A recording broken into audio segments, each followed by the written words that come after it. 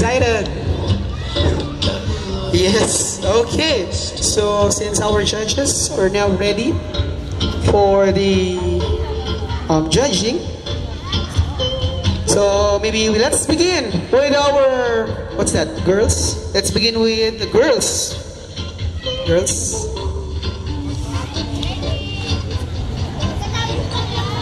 This one is that, will it be actually, Guys! Sige po. So, our guest candidate, ladies and gentlemen, Dwayne Zara Simeon. Dwayne, please step forward.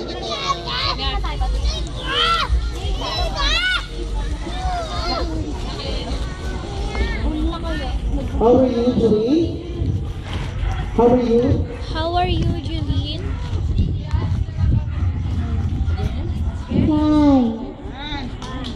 Favorite color? Violet. Violet. Wow, a beautiful color. Why do you love violet, Dwayne?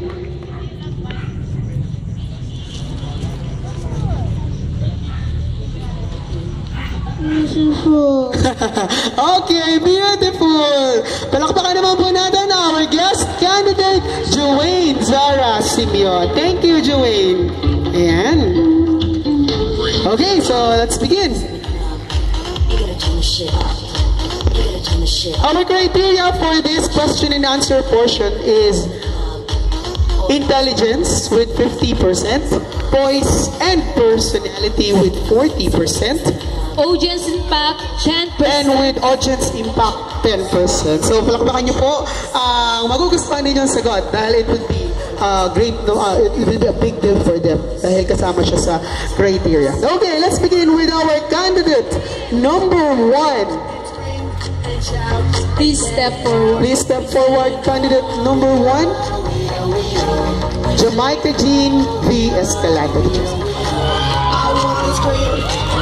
Ayan. How are you? Fine, thank you. Okay, very good. Bunot ka ng question mo, Jamaica. Ayan. No coaching, parents, ha? Okay, your question, Jamaica, are you ready?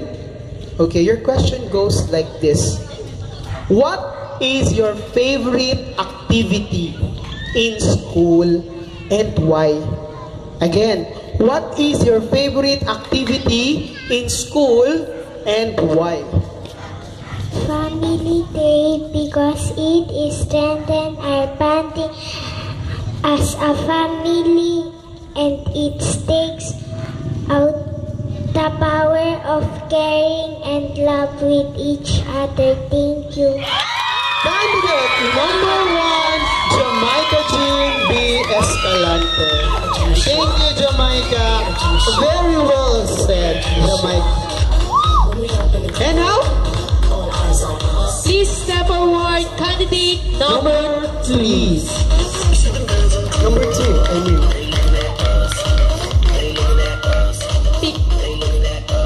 Ayan, si Precious na mukhang ng award.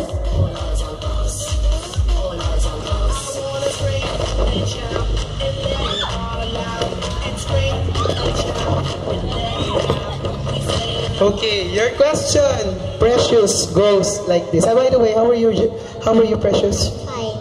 Okay, she's fine. Your question goes like this. What word best describe you and why? The word best describe me is lovable. Why? Because I like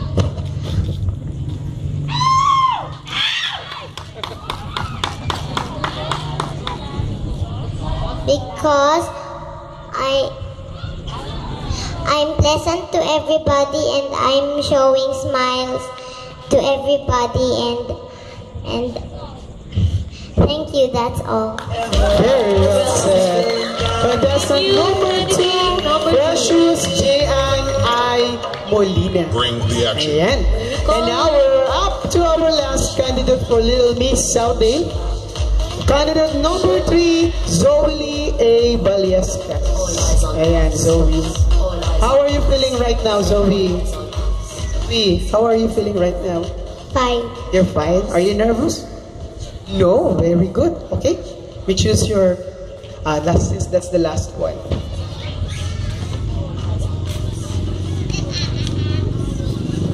You want to read your question? Hindi na. Sige, ako na. Wow, what a question. If you have one wish, what would it be and why? Once again, if you have one wish, what would it be and why?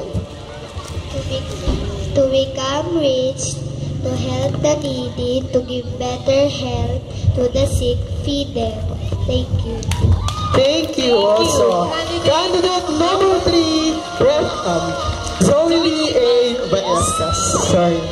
Okay, so those are contestants for Little Miss Southdale 2013. Candidate number 1, guest candidate, Joanne Zara Simeon. Candidate number 1, Jamaica Jean B. Escalante. Candidate number 2 is Precious Gian Molina. And candidate number 3, Zoe Lee A. Ballestas. And so now, let's proceed to our candidates for Little Mr. Southdale 2013. Guys, are you ready? Yes, they're ready.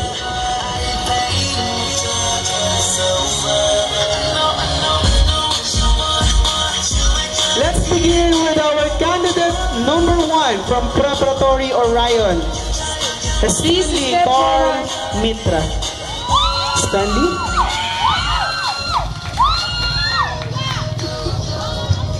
Okay, Stanley.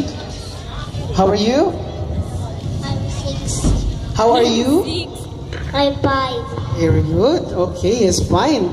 Are you ready to answer? Yes. Yes, okay. You may choose your question now, Stanley. Ayan.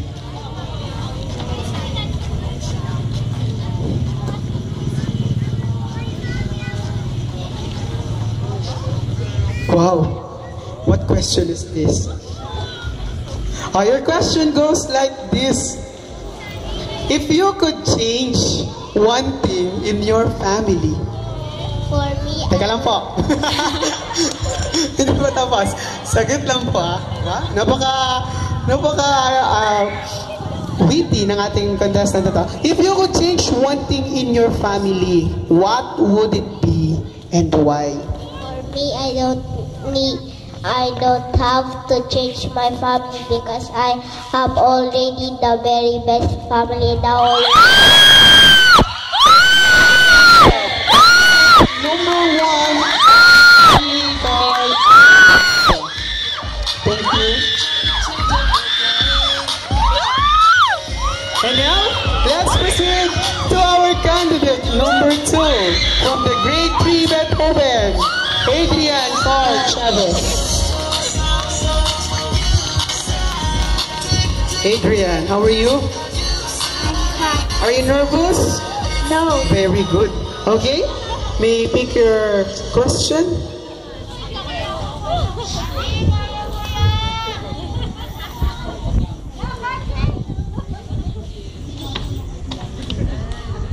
Okay, your question goes like this. What accomplishment, or maybe let's rephrase this, what achievement, do you have any achievements so far? Meron na? No pa? Or what accomplishment or achievement are you most proud of as of this time? What achievement is that you are very proud?